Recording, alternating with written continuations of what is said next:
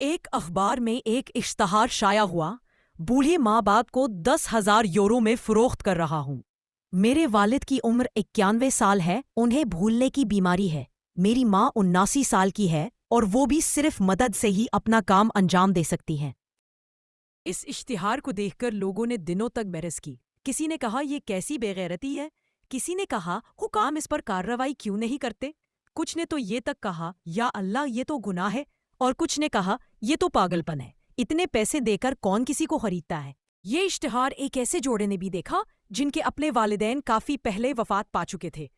انہوں نے فیصلہ کیا کہ ان برائے فروخت بوڑھے والدین کو خرید کر ان کی خدمت کریں گے۔ انہوں نے مانگی گئی رقم بینک کے ذریعے ٹرانسفر کی اور پھر دیے گئے پتے پر پہنچے تاکہ ان بزرگوں کو اپنے ساتھ لے جائیں۔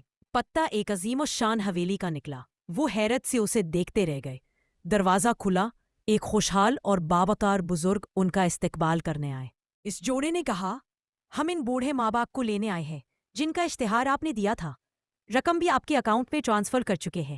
وہ بزرگ مسکرائے اور کہا، خوش آمدید، لیکن کیا آپ مجھے یہ بتا سکتے ہیں کہ آپ نے ان دو بوڑھوں کے لیے اتنی بڑی رقم کیوں دی؟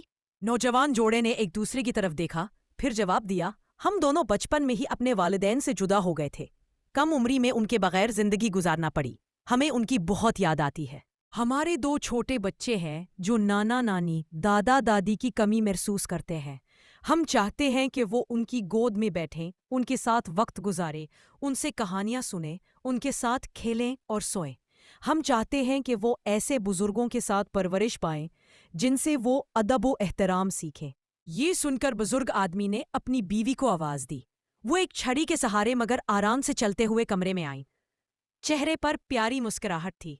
بزرگ جوڑا محبت بھرے انداز میں مسکرایا اور کہا، ٹھیک ہے، ہم آپ کے ساتھ چلیں گے۔ وہی ماں باپ ہم ہیں جن کا اشتہار تھا۔ نوجوان جوڑا حیرت سے دنگ رہ گیا۔